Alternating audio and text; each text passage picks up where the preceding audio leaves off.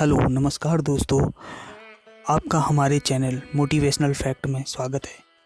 आज हम आपके लिए एक बुक की समरी का एक बहुत छोटा सा पार्ट, जिसे आप पार्ट फर्स्ट कह सकते हैं, यह लेके आए हैं, जिसमें हम आज मलाला यूसुफजई की बुक आई एम मलाला की समरी का डिस्कशन करेंगे। तो आइए देखते हैं मलाला यूसुफजई किस तरीके से अपनी बुक में आई एम मलाला में इस बात का जिक्र करती है। मलाला पाकिस्तान की वो बहादुर लड़की है जिसने लड़कियों को एजुकेशन देने की पैरवी की और तालिबान की गोलियों का शिकार हुई। इस बुक में आप उसकी स्टोरी उसी की ज़ुबानी सुनेंगे। कट्टरपंथी सोच वाले तालिबान लड़कियों की पढ़ाई लिखाई के सख्त खिलाफ हैं। उनके हिसाब से औरत सिर्फ घर की चारदीवारी में ही रहकर बच्चों को पाले और चूल्हा चौका करे, लेकिन एक लड़की थी जिसने औरतों को गुलाम बनाने वाली इस सड़ी गली सोच के खिलाफ आवाज़ उठाई, और वो लड़की थी मलाला यूसुफजई। और यही आप इस बुक को पढ़ेंगे कि कैसे एक छोटी सी मासूम लड़की ने अपने जैसी हर लड़की के अंदर हिम्मत जगाई। उसने सोसाइटी में औरतों के हक को लेकर जो आवाज़ उठाई है, उसकी चर्चा सारी दुनिया में हो रही है। मलाला लाखों करोड़ों बच्चों के लिए एक इंस्पिरेशन है। वो बहादुरी, पैशन और एक स्ट्रॉन्ग विल पावर की जीती जागती मिसाल कायम की है। मलाला के अनुसार हमारे कल्चर में जब किसी घर में लड़की पैदा होती है तो लोगों के मुंह लटक जाते हैं। हाँ, अगर लड़का पैदा होता है तो लोग राइफल से फायर करके सेलिब्रेट करते हैं। यहाँ लड़कियों को पर्दे के पीछे छुपा कर रखने का रिवाज है। मेरे फादर गरीब थे, उनके पास इतना पैसा नहीं था कि मेरी मदर को हॉस्पिटल ले जाते या मिडवाइफ बुलाते। जब मैं पैदा होने वाली थी तो मेरी माँ की हेल्प के लिए पड़ोसी आए थे। मेरे अंकल उन गिने चुने लोगों में थे जो मुझे देखने आए थे। उन्होंने मेरे पापा को कुछ पैसे भी गिफ्ट किए।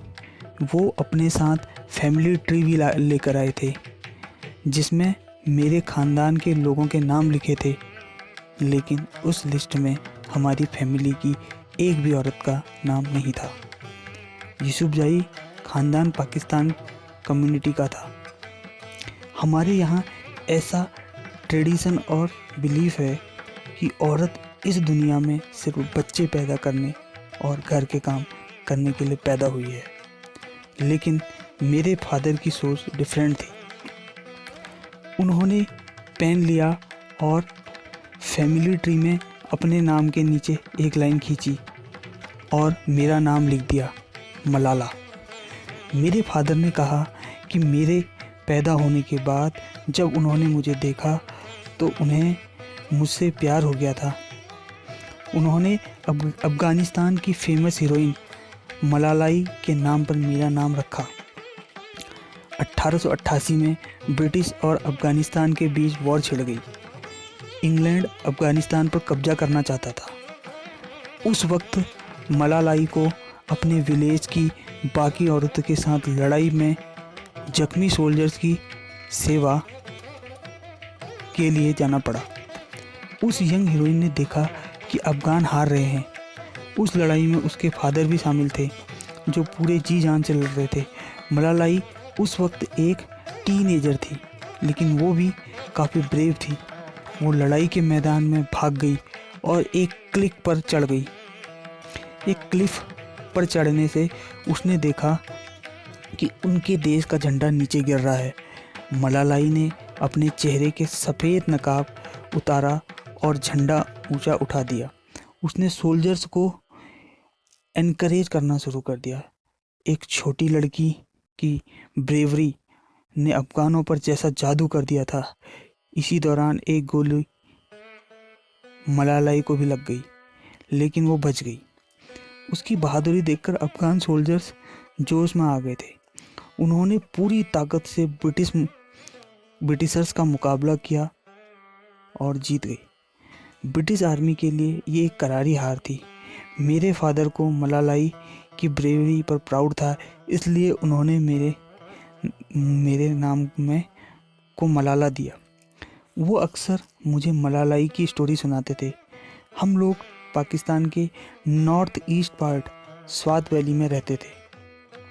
हमारा गांव मिंगोर हरे भरे पेड़ों से घिरा था, जहां ऊंचे ऊंचे झरने और चांदी जैसी चमकती झीलें थीं। मेरे लिए ये दुनिया की सबसे खूबसूरत जगह है। Growing up in school. मेरे फादर एजुकेशन की इम्पोर्टेंस समझते थे। उनका ड्रीम था कि वो एक स्कूल खोलें, लेकिन उन्होंने घर चलाने के लिए काफ़ी हार्ड वर्क करना पड़ता था। मेरे फादर की एक भी सिस्टर स्कूल नहीं गई। मेरे ग्रैंडफादर ने मेरे फादर को बोला कि वे उन्हें कॉलेज भेजना अफोर्ड नहीं कर सकते, लेकिन मेरे फादर आगे पढ़ना चाहते थे, इसलिए उन्होंने खुद अपनी फ़ीस वगैरह का इंतज़ाम करना पड़ा। वे स्टूडेंट एक्टिविस्ट थे। वे एक अच्छे स्पीकर और एक डिबेटर भी थे। उन्होंने इंग्लिश में मास्टर्स की डिग्री ली और ग्रेजुएशन के बाद टीचर बन गए। फिर उन्होंने एक दिन एक कॉलेज फ्रेंड मिला जो उनके साथ मिलकर स्कूल खोलने की तैयारी कर रहा था। उन्होंने इसका नाम रखा खुशहाल स्कूल। ये स्कूल हमारे होम टाउन मिगनौर में खोला गया था। हालांकि उसके लिए मेरे फादर को बहुत सा पैसा उधार लेना पड़ा, लेकिन उन्होंने हार नहीं मानी। उन्होंने अपनी सारी सेविंग उस स्कूल में इन्वेस्ट कर दी थी। उसके बाद मेरे फादर और उनके फ्रेंड के पास चाय पीने के लिए तक पैसे नहीं थे। दोस्तों, इस समरी को आगे कंटिन्यू करने के लिए अब हम इसका सेकंड पार्ट लाएंगे।